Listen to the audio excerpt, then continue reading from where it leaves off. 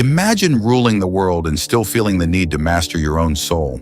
Picture leading an empire, yet dedicating your life to silence, humility, and wisdom. This was Marcus Aurelius, the philosopher-king. Let me tell you his story and the life lessons that still echo through history. If you study everything I'm about to teach you, not just listen, but truly absorb it, reflect on it, and live it, you will gain what most people spend their entire lives searching for: a calm, focused, unbreakable mind. You will walk through chaos with clarity. You will suffer and still stand tall. You will learn how to lead yourself, and through that, lead others. Because what you're about to learn isn't just philosophy, it's armor for your soul, and Marcus Aurelius wore it well. Now it's your turn. The world Marcus was born into. Imagine Rome in the year 121 AD. The world's most powerful empire is at its height, stretching from the misty frontiers of Britannia to the golden dunes of Egypt. It governs over 70 million people. The streets of Rome bustle with senators in white togas, merchants shouting in dozens of languages, and soldiers returning from the edge of the known world. It's a golden age, at least on the surface. Underneath it all, corruption, indulgence, ego, and endless noise. Fame, wealth, and pleasure were the goals of most men. But in the heart of this empire, a boy was born who would grow up to reject all of it. His name was Marcus. Born into a noble family, Marcus Aurelius had access to everything: power, prestige, luxury. But instead of chasing comfort, he chose something radical. He chose virtue. Even as a boy, Marcus showed signs of a different kind of strength. While other boys trained in rhetoric to win debates, Marcus trained in silence. While others memorized speeches to impress crowds, he memorized the teachings of Epictetus to impress no one but his own soul. The noise of empire. Marcus grew up under the reign of Hadrian, a brilliant but often cruel emperor. Hadrian had no children, so he adopted Antonius Pius to succeed him. And Antonius? He adopted Marcus. This wasn't some act of political kindness. Hadrian saw something in the boy, something rare. But think of what that meant. Marcus was now heir to the empire, the future ruler of the world. Every whisper, every glance, every move he made would be watched, judged, envied. The noise of empire only got louder. How do you stay clear-headed in that chaos? You go inward, and that's exactly what Marcus did. The foundation of his mind. By the time Marcus was a teenager, he had built his daily routine around discipline, simplicity, silence. He studied under the best Stoic philosophers in the empire: Junius Rusticus, who gave him Epictetus's teachings; Apollonius of Chalcedon, who showed him grace under pressure; Sextus of Chaeronea, who lived with calm in all situations. From them, Marcus learned this truth: it is not events that disturb us, it is our judgment about them. This idea, that your mind is the filter for reality, became the anchor of his soul. And when things got harder, that anchor held fast. Stoic training in a decadent world.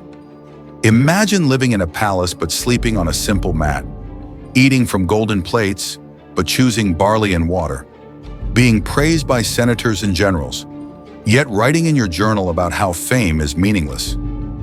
This was Marcus's life.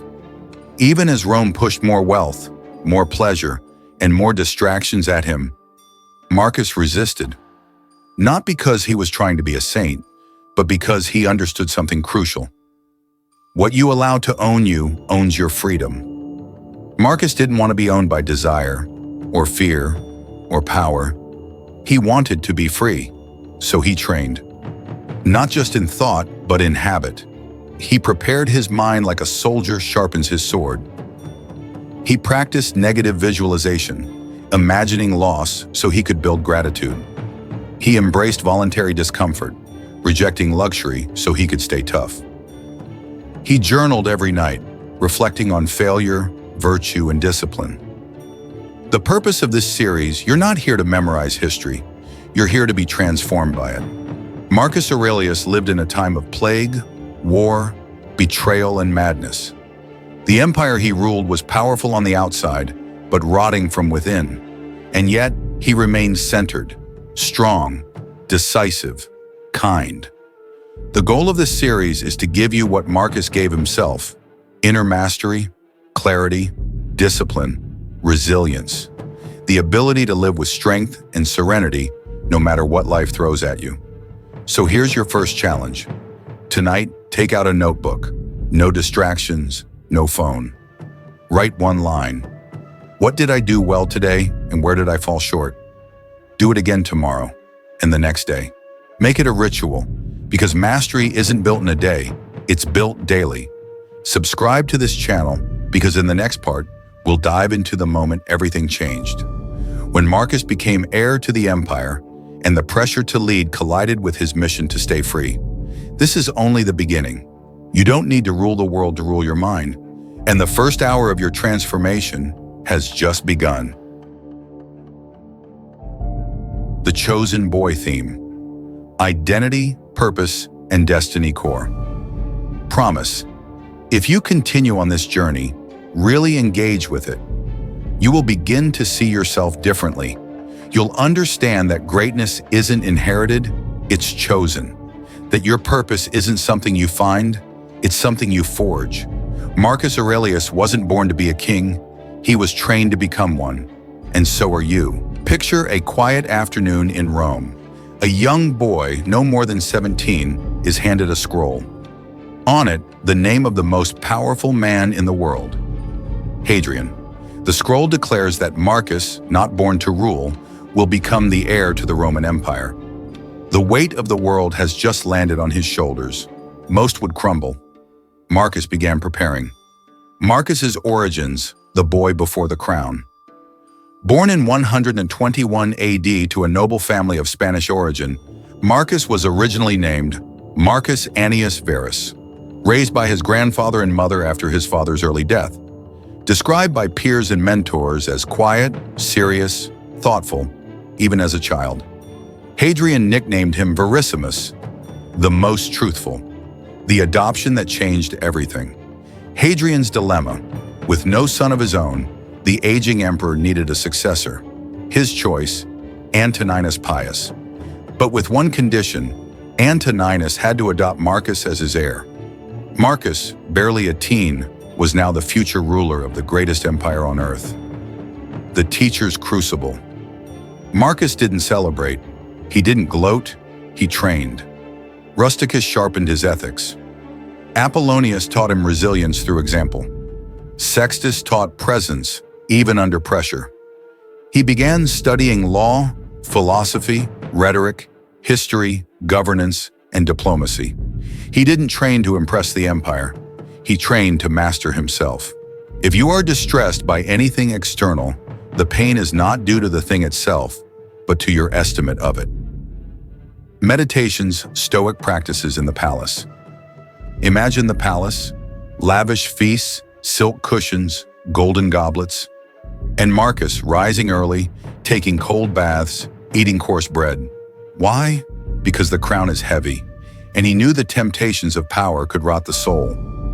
He practiced voluntary discomfort, choosing hardship to toughen the spirit, journaling, tracking impulses, vices, and victories, mental contrast, preparing for loss to avoid being broken by it, reflection and application for you. Ask yourself, are you training for the life you say you want? Challenge. Begin a journal, but don't write for the world, write for your soul. Oh, start with this. Who am I becoming by what I choose daily? Track one act of discipline every day, no matter how small. Waste no more time arguing what a good man should be. Be one. Meditation's takeaway. Quote, you become what you train.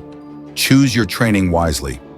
Next, we'll step into the private world of Marcus's journals, the now famous Meditations. You'll learn how he used writing not to appear wise, but to stay sane, centered, and free. Letters to himself. Theme, reflection as a weapon core. Promise, if you embrace what Marcus did next, you'll gain something more valuable than control, power, or praise. You'll develop a way to stay honest with yourself, an inner compass. His greatest tool wasn't a sword, but a pen, and you'll learn how to wield it. The candle flickers in the emperor's tent.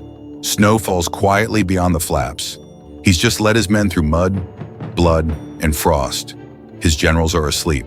The world is quiet. And Marcus writes, not to us, not to history, to himself. A line, a thought, a correction, a prayer.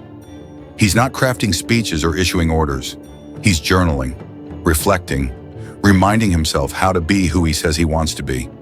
This would become Meditations, perhaps the greatest self-help book ever written, and it was never meant to be published. With a purpose of Meditations. Marcus never titled it, never edited it, never intended for it to be read. It was a private dialogue, a manual for staying upright in a collapsing world, written during war, illness, and betrayal. Topics range from death and ego to love, fear, fate, and the fleeting nature of time. This wasn't philosophy as theory. It was a toolkit for the soul. What was he writing about? Some core themes from his pages. Control what you can. You have power over your mind, not outside events. Realize this, and you will find strength. Ego is the enemy. Do not waste what remains of your life in speculating about others. Gratitude in difficulty. The impediment to action advances action. What stands in the way becomes the way. Mortality as motivation. You could leave life right now. Let that determine what you do and say and think. Every page was a reminder, a rehearsal, a sharpening, a soldier of the mind. He wrote between battles on the Danube frontier. Used second-person voice. You must, you can, you will, speaking directly to himself. He often wrote the same reminders over and over, not because he forgot, but because repetition is the mother of mastery. He wasn't trying to be perfect. He was trying to be better. The Stoic journal practice. Marcus used journaling as daily spiritual conditioning. Morning, prepare the mind. Today you will meet liars, cheats, and hypocrites. Evening, review actions. Where did I fall short? Where did I hold fast to virtue? This wasn't therapy, it was training. He didn't chase inspiration, he forged clarity. He didn't vent, he examined. He used ink like a scalpel, cutting through illusion and ego, reflection and application for you. Start today, write one paragraph tonight. Begin with, what did I do today that made me proud? Where did I fall short? Ritualize it, same time, same space, every day. Build the habit. Be honest. Brutal honesty is the birthplace of growth. Read Marcus. Start with Book 2 of Meditations, not to admire it, but to answer it. Remember, this isn't about being Marcus, it's about becoming more of yourself. Takeaway quote, the soul becomes dyed with the color of its thoughts. Set up for Part 4. In Part 4, we'll watch Marcus step into the fire. As co-emperor, he faces plague, war, and pressure from every side. And we'll learn what it takes to lead without losing yourself. Part 4. 2 Emperors, 1 Mind theme. Balance power with wisdom. Core promise. If you've ever felt torn between doing what's right and doing what's expected, this hour will show you how Marcus stood firm in the storm without losing his mind or his moral compass.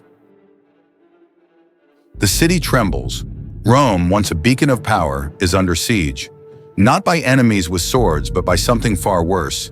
Disease and fear. It's 166 AD. Marcus Aurelius now shares power with Lucius Verus, his adoptive brother. 2 emperors, 1 empire, but not 1 mind. A plague has begun to spread. What historians now believe was likely smallpox. Soldiers returning from the Eastern Front brought it back with them. It will kill millions. And all the while, enemies mass on the borders. Rome's enemies smell weakness, and Marcus must decide, will he retreat into luxury or step into chaos? A tale of 2 emperors. Lucius Verus was indulgent, theatrical, and eager for status. Marcus was the opposite, reserved, austere, and reflective. Despite their differences, Marcus chose cooperation over conflict. He didn't fight for dominance.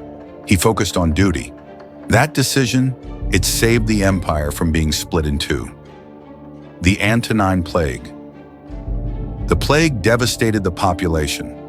Marcus had to decide whether to flee or lead. He stayed. He oversaw public health, reorganized the military, and opened imperial coffers to help the sick.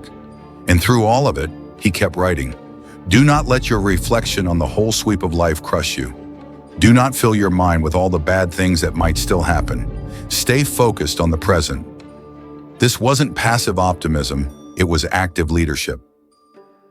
Leadership without ego. Marcus faced impossible decisions, choosing which provinces to defend, which to sacrifice. He refused to let fear, panic, or ego cloud his mind. He sought counsel, relied on virtue, and refused shortcuts. He understood, it's not about the throne, it's about the responsibility that comes with it. Reflection and application for you. When pressure rises, slow down. Panic is contagious, so is calm.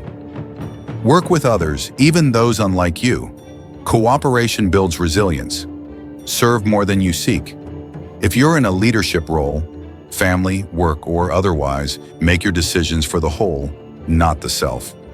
Takeaway quote. Waste no more time arguing what a good man should be. Be one. Set up for Part 5. In Part 5, we follow Marcus to the frozen frontiers of the North. The war gets personal, and so does the pain. Now it's not about ruling, it's about surviving. And we'll learn how pain, properly faced, can forge power. Part 5. The Warrior Philosopher Theme, Turning Pain into Power.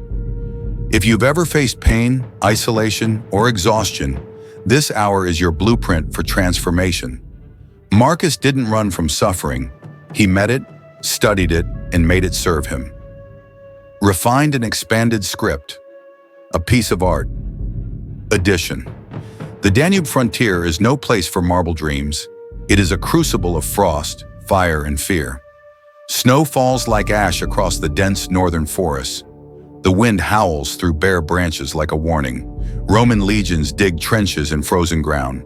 Their breath is visible, but their hope is buried.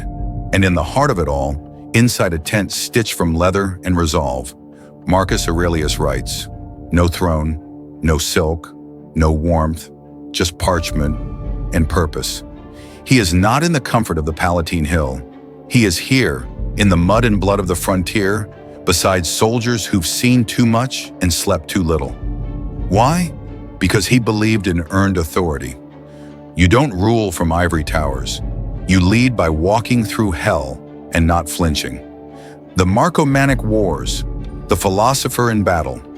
The Germanic tribes had broken through the borders of the empire. Marcus, already emperor, became something more, a warrior. He led grueling campaigns that stretched across years and across his own physical limits. Illness, fever, the death of loved ones, betrayal from Roman officials, starvation among the troops. And still he pressed on. In the bitter cold, in the shadow of death, his mind sharpened like a blade. He did not curse the gods. He did not indulge in despair. Instead, he wrote, when jarred unavoidably by circumstance, revert at once to yourself. Do not lose the rhythm more than you must. Even on the edge of collapse, he remembered rhythm, harmony, order within chaos, what he learned in war. Pain is not the enemy, it is a message. Suffering is not a curse, it is a call to evolve. He refused to complain. Complaints weaken the soul. He refused to hate. Hatred clouds the mind. He refused to escape. Escaping means you forfeit the lesson. He whispered to himself, obstacles don't block the path, they are the path. He did not resist the storm. He became the storm's student. How he trained his mind in the midst of hell. Daily meditation on death and impermanence. You could leave life right now. Let that determine what you do and say and think. Emotional detachment from outcomes. He acted without clinging. Ruthless focus on effort over reward. Do the work. Tie your own hands to virtue. Each hardship was transformed into a mental discipline. Each loss became a mirror. Each scar, a page in his living philosophy. He turned his mind into a fortress no enemy could breach. For you, Reflections from the Frontier. This isn't just about Marcus. This is about you. When life cuts deep, pause, don't run, don't lash out, don't spiral. Instead ask, what is this pain trying to tell me? What can I practice right now? Patience, strength, clarity? How can I turn this suffering into fuel? Be here, especially when it hurts. Suffering is a brutal teacher, but the lessons last forever. Takeaway. Quote, "The impediment to action advances action. What stands in the way becomes the way." Marcus Aurelius. Next, part 6. Preview. We leave the battlefield, but not the struggle. In part 6, the war comes home. Marcus loses children, rumors swirl about his wife, and grief waits for him in every room. But does he collapse? He lets the pain carve deeper virtues into his soul. We'll explore how to endure personal loss with dignity and how grief, too, can be a path to greatness. Part 6. Love, Loss, and Legacy. Theme: Grief without collapse, core. Promise: if you've ever lost a loved one, a relationship, a dream, this hour will walk with you. Marcus Aurelius faced unimaginable sorrow, not with denial, but with dignity. He shows us how to stand, even while grieving, how to break without breaking apart. Refined and expanded script, a piece of art edition. The palace is quiet, not with peace, but with absence. No voices echo through its halls. No laughter of children. No celebration of victory. Only silence and the weight of what once was. Marcus stands beside a small coffin. The air is still, but his world is moving, changing, shrinking. One of his children, gone. Not the first, not the last. By the end of his life, he will have buried at least 8 of the 13 children born to him. But there are no screams, no collapsing knees, no dramatic proclamations. He does what he always does, he writes. He writes through pain, he writes through tears, he writes to stay human and to stay whole. Because even in grief, he remains emperor. A life marked by loss. Marcus Aurelius lived a life full of loss and yet full of meaning. He lost children, one after another. He lost his mentor, Antoninus Pius, the man who shaped him into a ruler. He lost close friends to war, to illness, to betrayal. He watched his wife, Faustina, become the center of rumors and scandal, yet never abandoned her publicly or privately. He watched everything familiar slowly dissolve, and yet he endured. Not as a man untouched by pain, but as one refined by it. He did not treat grief as a detour. He knew grief is part of the path. How Marcus faced grief. Marcus didn't avoid death. He looked it straight in the face. Do not act as if you had 10,000 years to live. Death hangs over you. He didn't write these words to shock himself. He wrote them to soften the sharpness of loss, not by erasing emotion, but by preparing the soul. You could leave life right now. Let that determine what you do and say and think. Grief was not weakness. For Marcus, grief was revelation. It revealed what mattered. He didn't numb the pain, he named it, he held it. And through that, he learned how to live better, not in spite of death, but because of it. Faustina and the scandals of love. His wife, Faustina, was surrounded by whispers, accused of infidelity, betrayal, scandal. Ancient historians painted her as flawed, even treacherous. But Marcus never condemned her, never disowned her, never fueled the fire. He remained loyal, not because she was perfect, but because he was principled. This was stoicism in action. Control yourself. Ignore the noise. Love, even when love is tested. Whether the rumors were true or not didn't matter. His dignity didn't depend on their behavior, it depended on his own. Lessons from his grief. Grief does not mean silence. It does not mean hiding your pain. It means being honest about it. Pain will come. That's not failure. That's being alive. Strength doesn't mean you don't feel. It means you don't drown. Marcus mourned deeply, but he didn't abandon his post, his pen, or his principles. He ruled while grieving. He wrote while aching. He lived while losing, and in that, he gave us a roadmap. You can suffer and still lead. You can ache and still build. You can break and still be whole. For you, grief without collapse. This isn't ancient history. This is your life too. When you lose someone, don't rush to fix it. Sit with the ache. Write what you feel. You don't need solutions, you need clarity. Let your grief shape you, not shatter you. Let your sorrow deepen your gratitude. Remember, all is impermanence. Sow love now while you can. Grief is not the end of your story. Sometimes it's the beginning of your becoming. Takeaway quote, "Loss is nothing else but change, and change is nature's delight." Marcus Aurelius. Set up for part 7, Justice in a Corrupt World. In the next hour, Marcus is no longer a grieving father or philosopher in a tent. He is the judge of a crumbling empire. How do you uphold justice when surrounded by corruption, betrayal, and politics? We'll uncover how Marcus kept his integrity when everyone else sold theirs, and what that means for us in an age of temptation. Part 7, the Just Emperor theme, Integrity in a Corrupt World. In a time when power meant favoritism, bribes, and self-interest, Marcus Aurelius chose principle. He reminds us that real strength lies not in domination, but in restraint, fairness, and moral clarity. If you've ever felt alone trying to do the right thing in a dishonest world, this hour is for you. A senator kneels before the emperor, not humbly, but strategically. His words are wrapped in flattery. His hands hold bribes. He offers gifts, promises, loyalty. Marcus listens, but his face doesn't change. He hears more than the man's voice. He hears the intention behind it.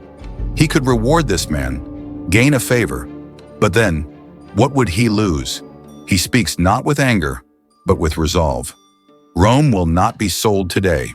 He turns away, not because he's cold, but because he is clear. Marcus as supreme judge in Rome. Emperors were not just commanders, they were the law. Marcus Aurelius became the final judge for thousands across the empire. He personally reviewed legal appeals. He edited laws and legal structures. He passed verdicts that reshaped families, armies, entire provinces. But he didn't rule like a tyrant. He ruled like a philosopher. He wrote, "If it is not right, do not do it. If it is not true, do not say it." And unlike most in power, he lived it. Standing in the pit of corruption, Rome was not noble by default. Its courts ran on. Bribes, revenge, favoritism, whispers in back rooms, not truth in public ones. To be just in Rome was to be lonely. But Marcus didn't wage dramatic battles. He waged quiet wars within himself. No ego, no praise-seeking, just alignment with virtue. This is where Stoicism isn't just a philosophy. It becomes a discipline, a form of inner armor, a story of mercy over vengeance. A Roman general commits treason. He's powerful, dangerous, arrogant. The Senate calls for blood. Everyone expects death. Marcus listens to the evidence, thinks long, then he rules, exile. The room goes silent, not because he is weak, but because he is wise. Justice must never become cruelty in disguise. He knew. Vengeance feels strong, but it weakens the soul. Mercy feels soft, but it sharpens character. To punish without ego, this is justice. Stoic justice, a philosophy in practice. To the Stoic, justice isn't a feeling. It's not retribution. It's not about balanced scales. It's a way of life. Justice means doing your duty. Justice means refusing shortcuts. Justice means treating others not as they deserve, but as fellow humans. Marcus didn't just protect the law, he protected the dignity behind the law. He once wrote, "What does not harm the community cannot harm the individual." Every decision he made asked, is this good for the whole or just the powerful few? The personal cost of integrity. To be just isn't always to be liked. To be principled often means being alone. Marcus knew this. He wasn't a naive idealist. He saw the whispers. He felt the pressure. And yet, he stood his ground. Because doing right once isn't what builds integrity. Doing right consistently, even when it costs you, That's where virtue is forged. Justice. Today, for you, this hour isn't just ancient history, it's personal. When you're tempted to lie to avoid conflict, don't. When everyone else cuts corners, don't follow. When it feels like integrity gets you nowhere, remember Marcus, because integrity compounds. What you do in the dark becomes the strength you carry in the light. Let fairness be your daily ritual, not because it's rewarded, but because it's right. Takeaway, quote, "The best revenge is to be unlike him who performed the injustice." Marcus Aurelius. Set up for part 8, the illusion of fame. Next, we leave the courtroom and step into the Colosseum of reputation. Marcus ruled the greatest empire on earth, and yet he often felt invisible. Why? Because he saw through the illusion of status, of legacy, of applause. In part 8, we explore what it means to rise in the world and yet stay humble in the soul. Part 8, a dying emperor and a dangerous son. Theme: letting go core. Promise: this hour teaches you how to face decline, betrayal, and the end with dignity. You will learn how to lead when you're fading, how to release the wind, howls along the frozen Danube frontier. Snow clings to the edges of tents. Soldiers gather around weak fires, faces weathered by years of war. In a dim corner of a military camp, a man sits hunched beneath a heavy wool cloak. Not a robe of purple, a soldier's cloak. His face is pale, his breath short, his body worn from years of illness, battle, and responsibility. This is Marcus Aurelius. He coughs, wipes blood from his lips. Then with trembling hands, he writes. Even now, especially now, he reflects. Because to a Stoic, death is not an interruption. It is the final chapter. And Marcus was determined to write it well. The final campaign. The Marco-Manic Wars had dragged on for over a decade. The northern tribes tested the empire's borders relentlessly. Rome needed strength, but Marcus gave something greater: example. Even while dying, he refused to return to Rome. He stayed with his men, a leader in name, a servant in practice. He slept in tents, not palaces. He ate what the soldiers ate: coarse bread, dried meat. He listened to their fears even as his own body failed him. Why? Because virtue does not vanish with age. Because he believed that leadership isn't about ruling from above, but suffering alongside. To the end, Marcus lived his philosophy, his final writings. In these final months, the tone of meditations shifts. Gone are the long moral arguments. In their place, sharp clarity, intimate honesty, peaceful detachment. Soon you will have forgotten all things. Soon all things will have forgotten you. Do not waste what remains of your life on what does not matter. You may leave this life at any moment. Let that determine what you do, say, and think. He wasn't afraid. He was ready. He was preparing, not just to die, but to let go. Naming Commodus, and then came his most controversial act. He named his son Commodus as his successor. Commodus was not Marcus. He rejected Stoic teachings. He indulged in games, glory, and grandiosity. He would go on to become one of Rome's most destructive rulers. So why would a philosopher-emperor hand the empire to a man like this? We don't know, but there are possibilities. A father's hope that his son might change. A sense of duty, not to disrupt the line of succession. Or perhaps the ultimate Stoic realization that you can prepare, you can teach, you can lead, but you cannot control. Marcus had to let go. Letting go of legacy. He had written thousands of words, led millionaire, protected Rome for decades. But now at the edge of death, Marcus realized something. Even emperors cannot dictate the future. He couldn't ensure that Rome would remain wise. He couldn't ensure that his teachings would be remembered. He couldn't save Commodus from himself, so he released. And in doing so, he embodied the heart of Stoicism, not clinging, not fearing, not controlling, just being. Accept everything that comes. Love only what fate has dealt you. Reflection and application for you. Marcus didn't wait until his final days to practice letting go. He lived that practice every day, and so can you. Apply this in your life. Lead through presence, not permanence. You don't need to live forever to make your time count. Practice small releases. Let go of grudges. Let go of the need to control others. Let go of outcomes you can't predict. Detach from legacy. You may be remembered, you may not, but you can always act with virtue right now. When the time comes to leave, be like the ripe olive falling, blessing the branch that bore it and grateful to the tree.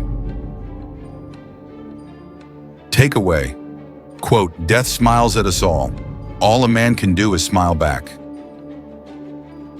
To set up for part 9. We've seen the emperor fade. Now we uncover the method behind the mindset.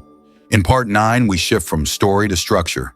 You'll learn the daily Stoic exercises Marcus used to sharpen his mind and calm his soul. Tools you can use right now to train yourself for life's trials and for life itself. Part 9, How to be Unshakable Daily Discipline of a Stoic. This part gives you tools, real ones, the habits, rituals, and mental training that made Marcus unbreakable.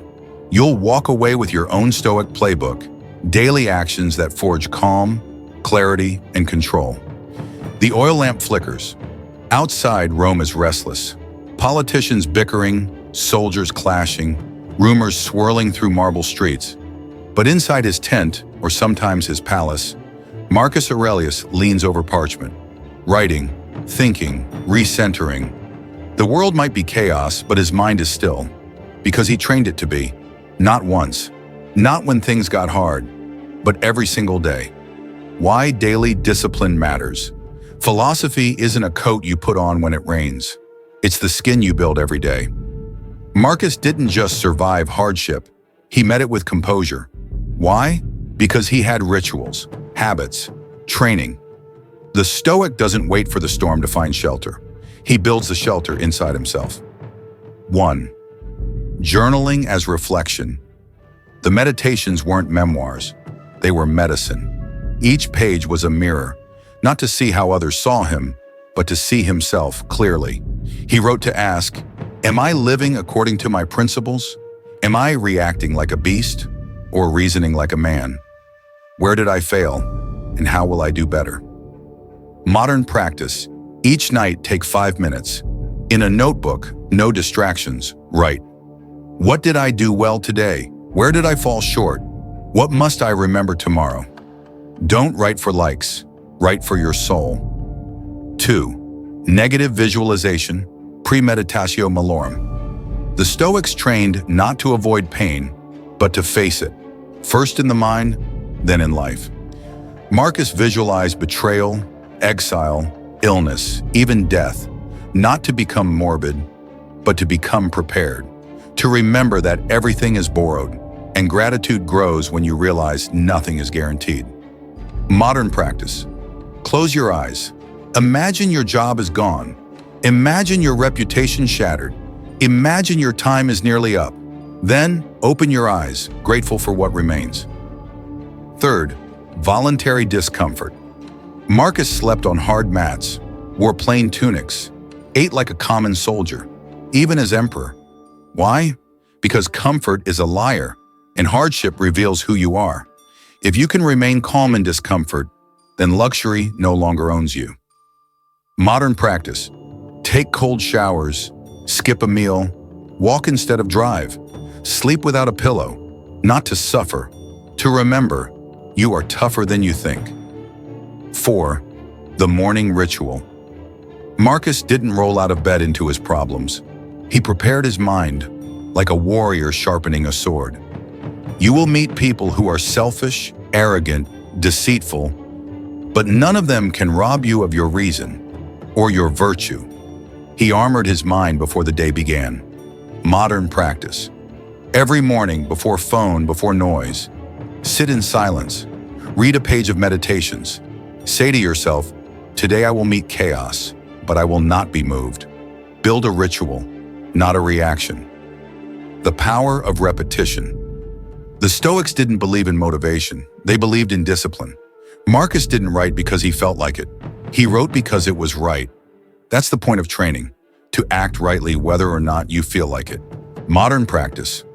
Choose one Stoic act to repeat daily. Journaling, cold showers, morning reflection, saying no to excess. Track it. Let repetition become revelation, reflection and application for you. Don't wait for the storm. Train now. Turn reflection into routine. Rehearse loss so gratitude can grow. Embrace discomfort so strength can surface. Ritualize your virtue so you never forget who you're becoming. Takeaway. Quote, you have power over your mind, not outside events. Realize this, and you will find strength. Meditations set up for part 10. Next, we complete the journey. You've learned about power, pain, presence, and perspective. Now in part 10, we step into the role Marcus mastered, the philosopher-king, and you will be challenged to rule, not the world, but yourself. Hour 10, you are the philosopher-king final integration, from inspiration to embodiment. This last hour doesn't just leave you inspired, it leaves you equipped. You'll walk away not as a fan of Marcus, but as a student of his spirit, ready to lead yourself with clarity, ready to live with calm, ready to walk through the noise of the modern world like the Stoic king you were born to become. Imagine a man who held absolute power, armies, wealth, the fate of nations in his hands, but he starts his day in silence. He journals, he reflects, he reminds himself, today I may meet people who are arrogant, ungrateful, and dishonest, but that does not free me from the duty to act with justice. This was Marcus Aurelius, and in that moment, he was not just an emperor, he was the master of his mind, a king of inner kingdoms, a philosopher-king. And now it's your turn. The final battle is always within Rome, admired Marcus because he led wisely. History reveres him because he lived virtuously. But both legacies come from one non-negotiable decision. He chose to master himself before he tried to shape the world. He stood at the peak of empire, yet didn't bow to ego. He faced betrayal, loss, war, death, yet never let them corrupt his spirit. His crown was gold, but his mind was tempered steel. This wasn't a miracle. This was earned through daily effort, through relentless inner work. This was the discipline of dignity. This is your next frontier. Your mind is your kingdom. You don't need a senate, a sword, or a scepter. You already rule. Every day, your thoughts, they obey or rebel. Your habits, they build or destroy. Your emotions, they serve or sabotage. You may not be able to control events, but you can always control your response. That's sovereignty. That's kingship of the self. And that's the only rule that matters. The traits of a modern philosopher. King. What makes a person worthy of that title today? Not titles, not money, not followers, but this: clarity in a world of confusion, calm in the face of chaos, courage without the need for applause, discipline when nobody is watching, justice even when it costs you. The world doesn't need more influencers. It needs more inner rulers, people so grounded in principle that they cannot be bought, bent, or broken. Be that person. The daily practice. Your rulebook for inner leadership. Being a philosopher-king is not about what you say. It's about how you live. When things get hard, when you're tired, when you want to quit, that's when kingship begins. Here's your Stoic rulebook. Wake before the world. Claim the quiet. Practice stillness. Even 5 minutes can anchor your day. Write your meditations, reflect, refine, reset, rehearse hardship. Choose discomfort daily. Train your strength. Act with justice always, especially when it's hard. Expect chaos. Respond with calm. Embrace mortality. Let death shape your priorities, not your fears. And ask yourself each morning, if I were emperor of my own soul, what kind of day would I command? Then, command it. Final reflection. You've seen the mountain. Now be the mountain. You've walked beside Marcus for 10 hours. You've seen him rise and refuse luxury.